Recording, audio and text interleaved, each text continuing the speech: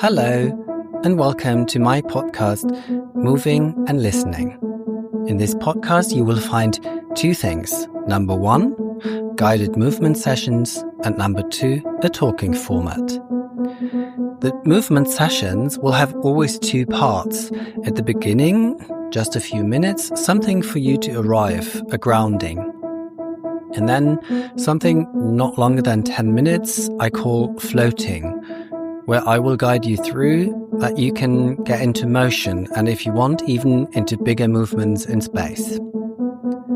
The talking format will be just me talking, or together with someone I will invite about something I'm interested in or what is on my mind and could be interesting for you as well. There will be episodes in German and in English. You will find the indication in each episode's title. My name is Mathis Kleinschüttger. I'm a dancer and choreographer, coach and trainer, and also the developer of embodied communication practice. Enjoy. Hello. I'm very happy that you joined me today, Peter. Peter Pleyer is today with me, and I invited Peter because I know him for quite a while and know that he's quite an expert in the field of dance improvisation. And that's also what we want to talk about as dance improvisation as a practice, as a training, but also as a stage practice. I think we met kind of over 20 years ago when I moved to Berlin, and I think we met in the K77 Contact Impro Jams. That's at least my memory. It's so long time ago that I'm not fully sure if that's actually true. And Peter was curious that I would introduce him. And I start with a funny little detail that we actually come from the same area in Germany and not the same city, but we actually realized that back then we both took tap dance classes with the same tap dance teacher, Isolde Kreiling. Oh yeah, Isolde. Very funny. And then Peter studied in Arnhem in the Netherlands. I can't remember the full name of how the studies were called at that time, because I think they don't exist anymore. No, they don't exist anymore. It was then called European Dance Development Center. Yeah. And it must have been a very progressive concept of dance at that time, actually. And and this led to a very open-minded, curious dance practice of you. This is how I think that would be my interpretation.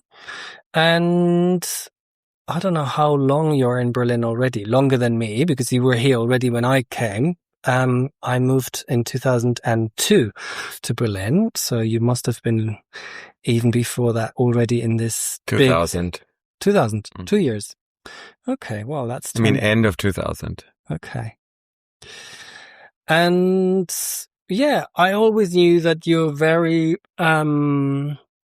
active in the contact improvisation and improvisation field as a practitioner, as a teacher, as somebody who does productions on stage. You did solos, and then many years ago you founded a company also, Cranky Bodies, which is also based on impro practice for stage. And you also have been a curator for Tanztage, which is this platform in Sophienseele for young choreographers, often kind of first or in the beginning of their career. And teaching all around the world. And what's to add, Peter? No, you did it very well. I mean, I wouldn't know what to say more, and it's all of it, and it's of course also aging plays a role. As older you get, you have more hats on, and you have more history, and at the same time, an insistence into improvisation is what makes me keep going. It's really, I'm insisting really into holding it up, holding improvisation up as a practice and as a stage practice, as a performance practice. And I think it goes back to very clearly to the school in Arnhem, to the dance education. And part of why I say this aging, it's not only because I'm old now, but I was already to consider dance as a profession, I was already old.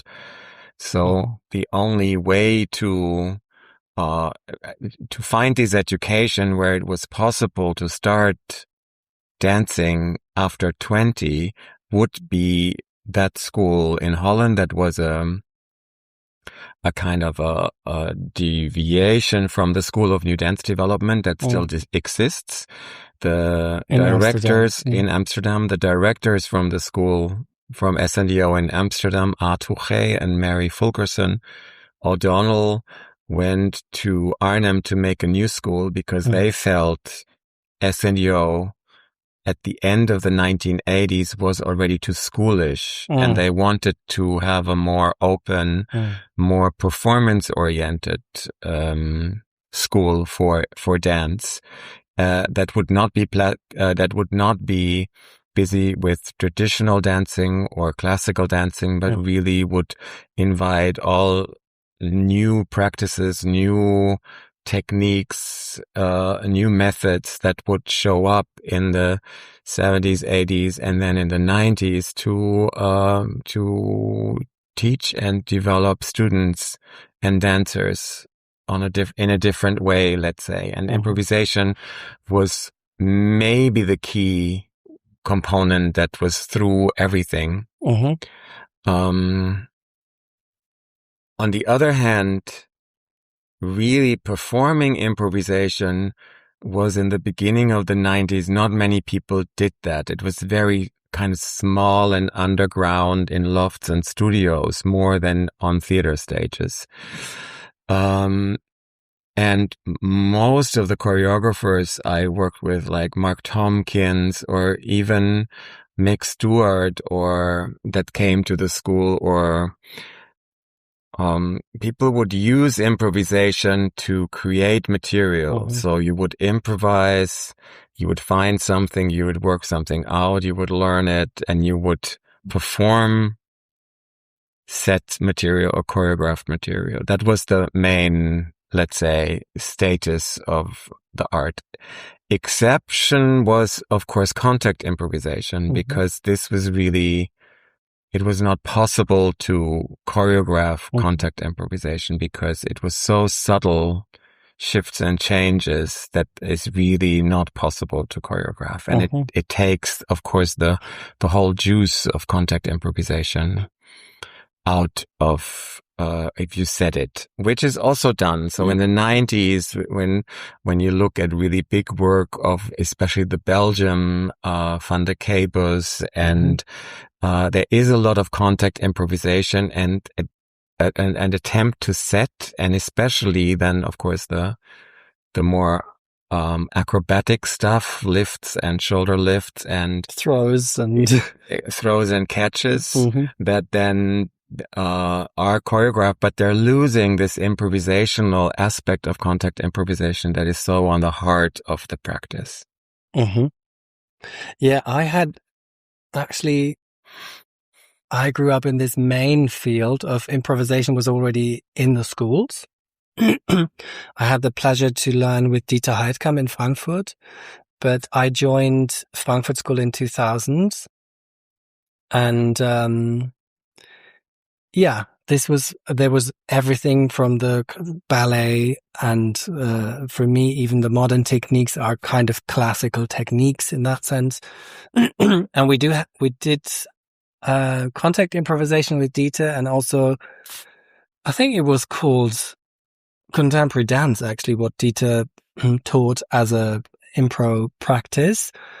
But in the end, we never did this. Even with Gitta, we didn't do this on stage. We would use it exactly as you described to create material, which was also then nearly all of my career from this school, 2000 until 2024 or whatever however I want to look at it. That impro was the main tool to create material, but then to set it. I think one of this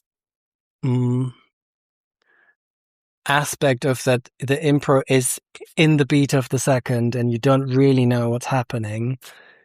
A little bit was left of this for me, was a little bit with Isabelle Schadt, even though this was also a full score of the piece. But there was always wiggle room we didn't know fully. Like we had a repertoire of sections which could come now, and it wasn't clear which one would come, and there would be an impulse of somebody and so on. But in the end, most of the work I did was exactly how you described. And one aspect I also took now with me when you described why they were founding this school in Arnhem when they separated from SNDO is this trying to not mix, or trying to not have the improvisation in a pool of the other classical techniques, which feels also like an act of liberation or something. And that kind of maybe it's a big word, but this is a word which is for me also quite important in the context when I'm teaching impro with non-professionals. That is one aspect I get a lot as a feedback, that for many this is a unique experience of also liberating themselves from all kinds of social norms, or this dependency of opinions of others, how it has to look, and what is dance and what is not dance, and all these kind of things. Does that resonate? Or I mean, yeah, it's a little bit different in my experience, because I, of course, looking at the dance, I wouldn't have to liberate myself because I started in a way with this. So, doing the anatomical release work as one of the key techniques of Eva Karczak teaching me with that you get anatomical images and then you do your own research with them in your own body, which is already improvised, was one of the grounds that I was creating or dancing and creating from. Now, in the end of your little paragraph, you talk about social norms, and that is, of course, just a bigger picture into society. That, of course, we all have conventions, and we live in these conventions, and there is an aspect in improvisation that can, stretch these boundaries into really, first of all, observing or getting aware of what do I actually want now. And that process of, self-awareness or self-security or finding a ground, and from that ground acting in a perception and in a relationship with others and the world. That's really a big learning from improvisation. Mm-hmm. Yeah, I experienced the same. I have really the same feeling. Also, not only students feedbacking this, but also when I watch them doing it, or when I'm doing it with them. So in the doing and in the watching, I so often think this is such a practice of democracy in a way. This kind of exactly like the first, like to distance yourself, to be aware of what's actually happening. What do I want? What are the others doing? What do they want?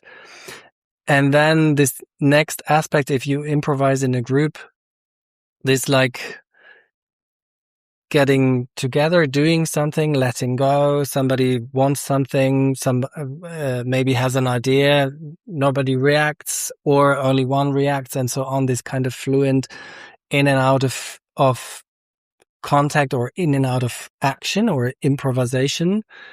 I find, when I see this, it's such a intense practice of how can we be with each other, from this perspective of how do I want to be in this, but also how do I maneuver with all the wishes and actions of the others, and how when does this come together, and when doesn't it work because we didn't agree, or somebody doesn't want to follow, and so on. And this I find quite, in that sense, also quite liberating to realize, oh, it's also okay in a funny way. Yes, and I want to also look really more closer and more detailed in all of these happenings, because I do feel there's a lot out there that can be done in dance improvisation and improvisation, and at the same time,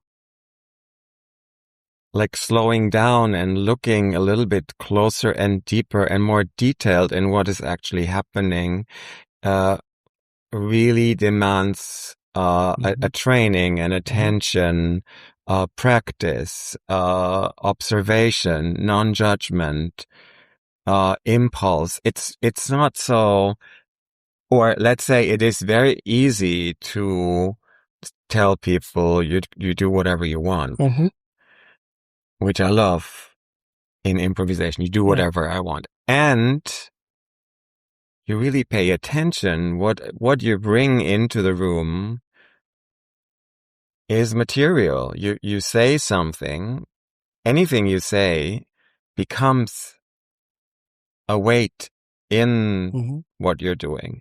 So also learn to pace yourself and bring the things you really think are necessary. And at the same time, in improvisation, often that is already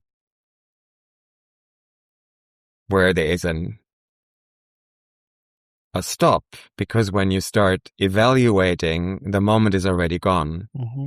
So the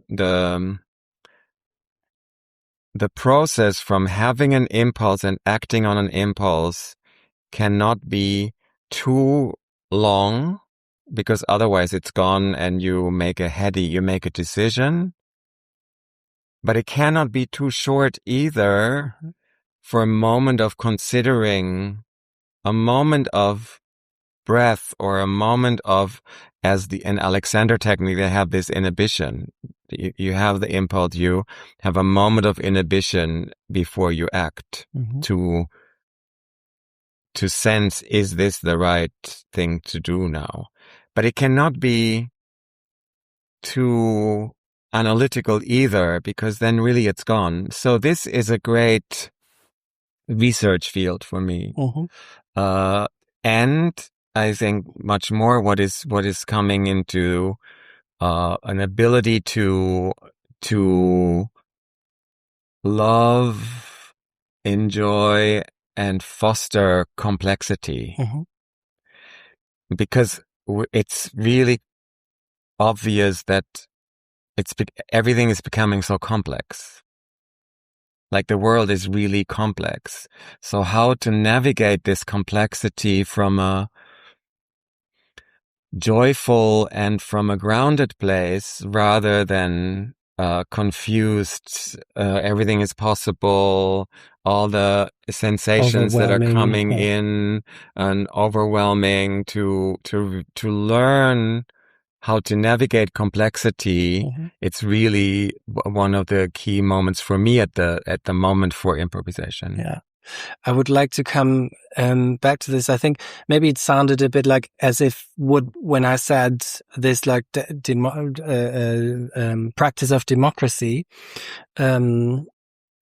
it might sound as if it would be simple. This is, of course, it's not. And as you described, it's really a matter of practice. And one term you were using was judgment, because I think that relates back to this like conventions, social norms, and so on, which are so strong that in my work with the non-professionals, this is always a big issue where they realize that it takes them quite a while to let go, and then realize, okay, I can really follow more my own impulse. And in the same time, of course, it takes a lot of practice that it doesn't become random. And if everybody only does what he and she just wants to do, then it becomes just random something. So, of course, this focus of, okay, what is possible and which impulses and reactions come together for a meaningful moment takes practice. And the complexity, this is something we share, because I'm also quite busy, and I also just started reading Polymodernity, the book, and I come from another Gitta, Peyn, Pogofähigkeit, and I think for me, actually, complexity is not like it doesn't become more complex. I think actually the complexity was always there, but with all the tools of internet globalization and so on, it's more that it becomes more visible, and that causes this overwhelm and, oh my God, and what to choose and how to navigate. And so for me, this kind of correlates also the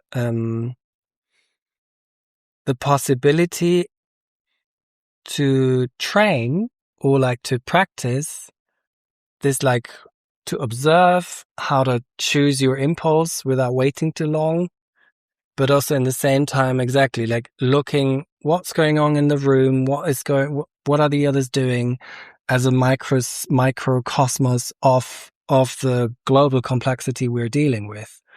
So this is one of the what I find so pleasant also. And then in it, to see all these moments and figures, which are like when it happens in the improvisation, when people come together, or there's a contrast of a solo here and a duet there, and there's so much communication about certain things that they can happen at the same time, and in the same time, it's a relation between it, which is already kind of the start of this network of complex dots which are happening in the same time, which I find a really lovely practice to be able to to get used to this, like how to navigate through this complexity. And democracy is also very complex.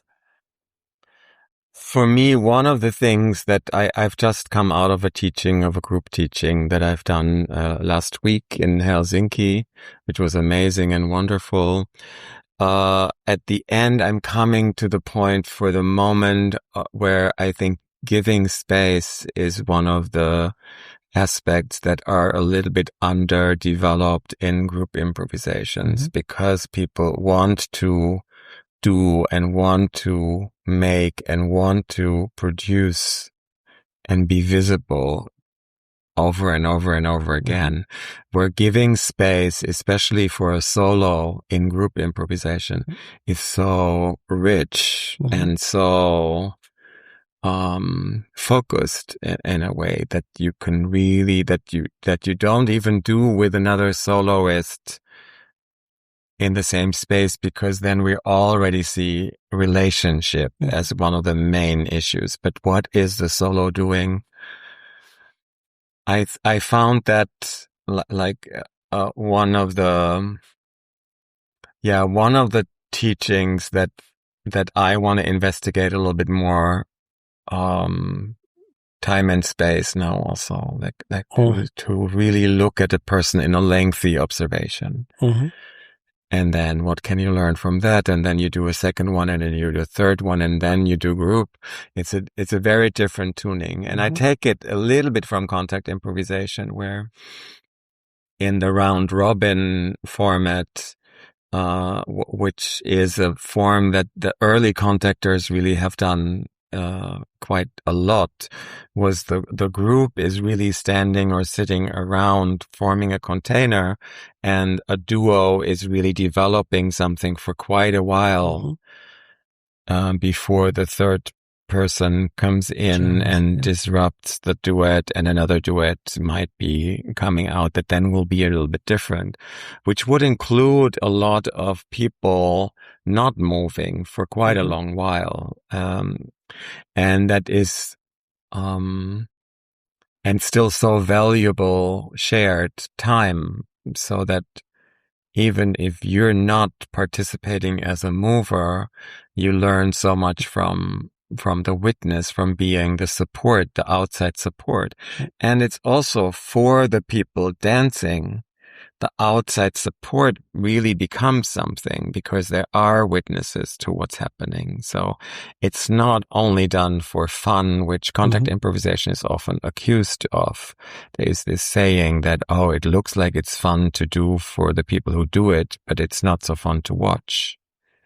And that always was really never right for me, because to come back to the school in Arnhem was really this moment of, this is a performance form. We're learning this in an art school. This is a form of performing. And I remember KJ Holmes in my first year took us to a gallery space, and we put the Aikido mats. The school had brand new red Aikido mats. And we put the red Aikido mats in the white cube of a gallery in Arnhem. And we did a class there for like 3 mornings. And it was really, I understood that this is a performance score for me, contact improvisation. And also the development that I then had with my partner Esztergál in Hungary, that we would come out as students from that school and then immediately started to make work together, improvised, and often contact improvisation performances. It was always part of our performances. And we really had this understanding of this. It's not projection, really. It's not an outward projection, but we were conscious about the shape and the form and the communication of the form to an audience, that was always like thought with it in the spherical space. To the point that I know a remark in a festival in Budapest. Danny Lepkov came to us and said, yeah, I really don't understand why people say contact improvisation is not a performance form, because when I see you and Esther dance, it's very clearly a performance meant to be seen and not only to be felt and experienced. And there is when I did, and I was on a panel in Tanzfabrik on contact improvisation for 36 years of contact improvisation. Must have been then in 2008 or 9. I said, yeah, there is all these stages of like what made me perform contact improvisation was my teacher Mary Overly, for instance, who articulated these 6 viewpoints of theater making. And I learned these viewpoints from Mary, and not that I apply them to contact improvisation, but it's part of my identity as a performer to know about space and time and shape and emotion. And I do that in contact improvisation, which makes it performative for me. I also really believe in this need for witnessing. I think I was just thinking if it has to do that also like on a social level, we do meaning creation as humans when we come together. Like, or if I think of I don't know, somebody writes some lines in the personal diary, is one thing. But if this diary paragraph becomes published in a book and people read it, then suddenly it becomes a different meaning because it's this shared experience. And for me in impro, if it's contact impro or singular or without contact, it also has this vibrant, amazing quality of that we all share, that we don't know what's coming. And then it becomes so even stronger in this kind of meaning making because it appears between humans.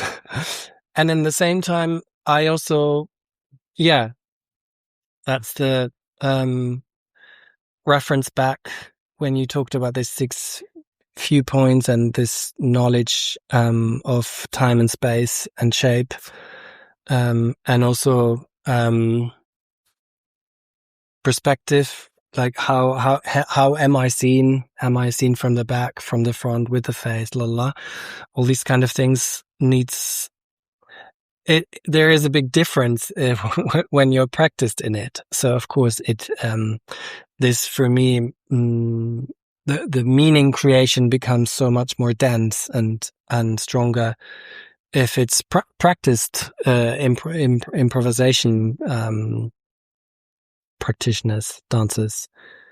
Yeah, I mean, my teaching nowadays really evolves into these different, group scenarios. So I'm using underscore of Nancy Stark Smith that describes or prescribes and describes and prescribes a jam situation where we met and where it's still going on. You go, you change, you dance together. And she brought it into this kind of underscore, giving it a frame or a landscape or a carpet that is recognizable, that you can use or not, but it gives a frame, a frame to what we're doing. At the same time, it implies everybody's everybody's participating, which is a lot of action with a lot of jam. Observation is a part of the score and happens when you're tired or when you want to have a rest or when you just decide to sit out and observe and support with this observation. So this is, a score, a held frame where everybody's in. When I develop it further, I do a lot of authentic movement, not for the practice of authenticity or also for that, but not when I look at it more on the formal side, it's one witness, one mover with the eyes closed, witness stays with their own emotionality. And so it's a division of space between, and the witness is more on the periphery and the mover is more in the space. So the spatial aspect is then 50-50, a watcher, a mover. And when I do it as a group, which I often do then as another framework for a group, it's half the group witness and half the group in. Mm-hmm. So it's 50-50 already, maybe a little bit more space to move, a little bit more space to see each other. The third stage would then be what I use a lot is contemplative movement practice of Barbara Dilley, which is a meditation frame around on the periphery of the room that then allows for dancing together from that periphery. So you would entrance and exit in your own liking, which could mean empty space, one person, two people moving or all moving. But it is an open space with the possibility for emptiness and the possibility for solo and everybody watching. And then when I've done a few of these, I go to round robin as a solo practice. So it's not a duo practice, but it's a solo, and the solo is lengthily observed before a second person comes in. Then there is maybe a moment of relationship before the first soloist leaves into the, let's say, supporting container, witness container. for the next solo to appear. And so in these developments, I also try to get participants, or in the company, then the chance to know denseness of space and what they experience when everybody's in or emptiness or the solo or another solo.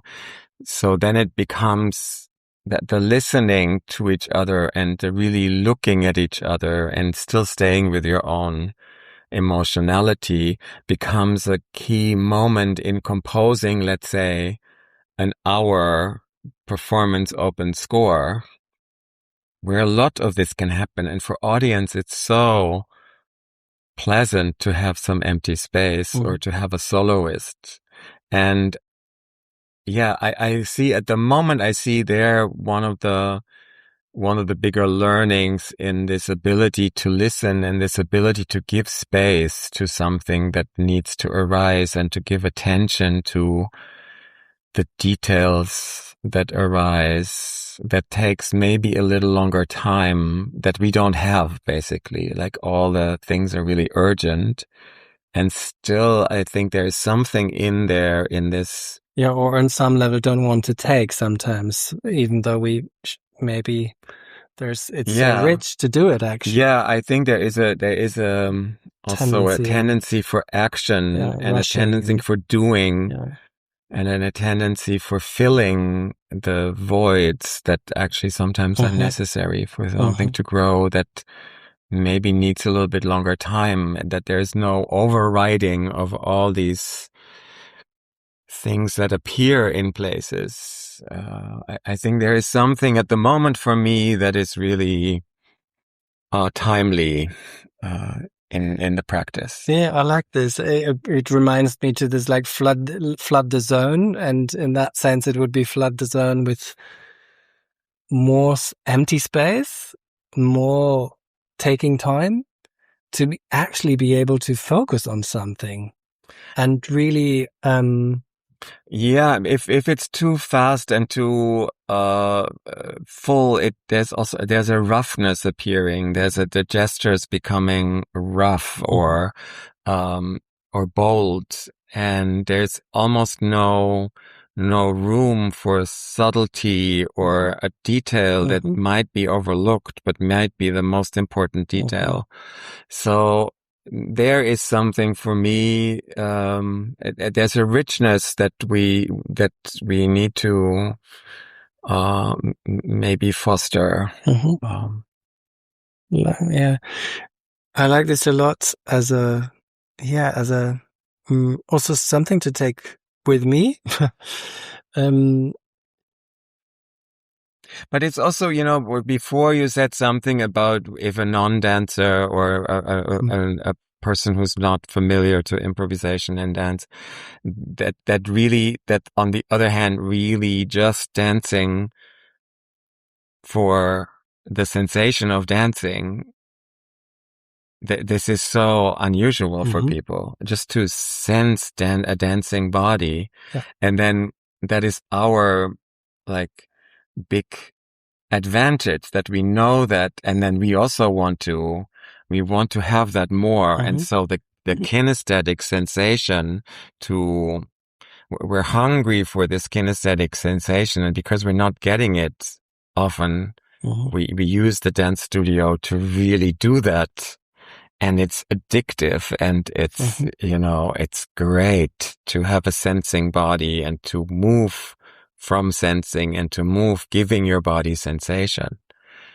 And so to ask not to do this is a very advanced step. I also experienced that when I introduced, because at the beginning, when it's really super new for them, I let them all move at the same time to be just busy on their own, and can also if they need this feeling of I can hide a bit in the group. But then like bit by bit, when I introduce, actually also half the group is sitting down and watch. Then they're mesmerized, and they always feedback this also very quickly, actually, that to dance being seen at the beginning is a bit difficult, but the moment they realize the richness of the observation of the others, it goes very fast, actually, that they then can really value this and have find this amazing. So I think, of course, it always depends anyway a little bit where you want to get them, or what is the context. Or No, I was talking more in to the jams that I'm going sometimes here, where I think the hunger for touch, or the hunger for kinesthesia, the hunger for the moving body is really so prevalent. That a moment of space and listening, or composing, or empty space is really difficult to foster. And also takes more time these days. I think, like, often we come also with this rushed energy already in the space. So to take the moment to take a deep breath and allow oneself to calm down and do this in a slower way and in a more shared and it's quite a challenge sometimes.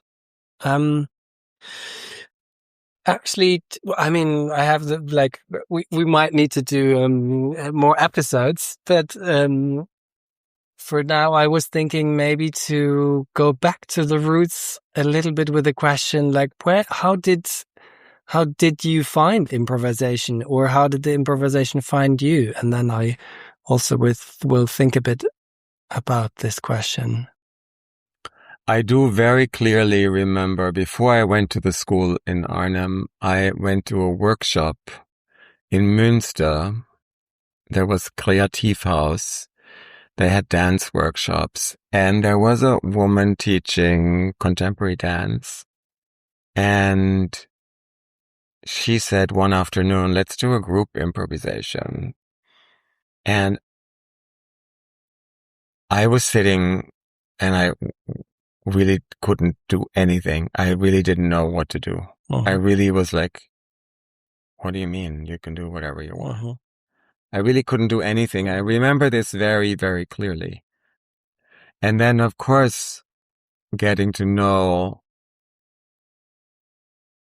all of the techniques of improvisation, or all the classes of improvisation, how people use it, and what a rich form it is. This came through the school, and the base, I said it before, was this anatomical release work, where you would just give an image, maybe some hands on to remind the body where the image is taking place, and then move from that image, from the sensations you had, from the impulses, from the images you had that appeared. So this, I think, was the start. This really knowing from the start, you build your body through improvisation. And then, of course, this is... but this then you learned in Arnhem? In Arnhem, from Eva, yeah. And how was the jump from this Münster class, where you didn't know what to do, to Arnhem then? There was another workshop in Münster with Betty Schechter that was 3 weeks, and she came from the School for New Dance Development, and she would propose something very different every day. So every morning we would do something different. And I was so, how is this possible that there's so many ways to do things? And I was like, this is unbelievable. And then to realize that, and to really know, oh, there's options. There's options. You can do this or that, or you can do this or that, or you can do this or that. And then how do you choose these options? And then it was really, okay, I can choose, and doesn't really matter. Or, this was a really good choice. Or this was a really bad choice. So you learn also from trial and error. And still, I think many choices are good choices. And you go from there. And the not knowing became not a threat, but a promise. This reminds me of the complexity, and actually that was a moment where you, as I understood it, embraced also the complexity in realizing there are so many options, and I just needed to take a choice, but they're all okay. When I think back, I think two things pop up. One thing is that I played the violin, and it's a quite difficult instrument to learn. And so, I don't know, to make it sound not horrible, you need to practice a lot. So that was kind of a strict you needed to follow a strict training and practice to be able to get there. And then I think once I kind of had the basic technique to balance this, I would really also love to just walk through I was walking through a house and just improvising with the violin as to balance all these, like, practicing all these concert things and technical things. I think that was kind of for myself also a release from this very organized training. And another image is that I think when I was late teenager, maybe, I met another tap dance teacher, Sebastian Weber. He's actually still, he formed also a company and now works with contemporary dancers together. He's in Leipzig, and he was the first one I met who perceived tap dance more as an instrument and not as a entertaining choreography show. So I took workshops with him, and I was scared at the beginning. I was like, oh my God, I don't know what to do. Same thing. But then he had it was very pleasant and nice to realize to make your own, sound as a soundscape. Which then kind of, where I realized, okay, there are also very different approaches to get somewhere, and not only to learn it from A to Z in a certain technical practice way. And then later I was very happy. Well, I was actually in Hildesheim then with Barbara Fundner, then to 99, and it was good at that time. It was called New Dance, this impro style, where I found really I had a lot of fun, and that kind of led me then to start to thinking of studying dance. And then luckily in Frankfurt there was Dieter Heikam, so I could continue this path. I mean, paired with all the hardcore technical things as well. Nice. So we'll wrap it up for today, Peter. Yeah, maybe one of the things that came to my mind when we talk about beginnings and endings is, or beginnings and endings, or how we started the conversation with aging, is that of course improvisation is a big prerequisite for all the work with disabilities or with aging, that you always look for the variations that are possible. So in all of my teachings, I'm really trying to be more and more inclusive about what people can and might not want to do or might not be able to do, and always to never question, but to always find variations for everything that I'm proposing. So, and that I understand, especially contact improvisation as a forerunner for the danceability work with Alito Alessi, or any improvisational score, that it should be possible for every body, and every able body, every aged body, every healthy or unhealthy body. That should, that's a guiding force and a prerequisite. You cannot come with any molds. You have to invite the unknown and see what can be happening between us. And it's quite interesting that this, as I recall, was even in the improvisation scene for quite a while also not in their they weren't occupied with this openness, which is interesting if you think improvisation itself is the form of we work with variations and with everything which is just appearing in the moment. Took quite a while until this appeared. Yeah, I mean, just simple. Everybody stand up and walk. You cannot say this anymore. Mm-hmm. You have to take an account. Yeah. There might be people who cannot walk. Yeah. So what do you say then? And then also language, and then a lot of everything has to change a little bit more to be inclusive. And I do like that challenge. Mm-hmm. Cool. Thank you very much, Peter. That was a nice journey. Yeah, I'm happy. I'm happy to be able to, work also to keep articulating these ideas in dance and for the society. And as you, I didn't do it in the introduction, and then you reminded me, and I think that's also a little bit just to feedback or to mirror this, that I think you are a person standing for this, what you also want to be, to keep it up, like the person also in the Berlin scene, I would say, who is the one taking the responsibility, the how way you want to say it, like the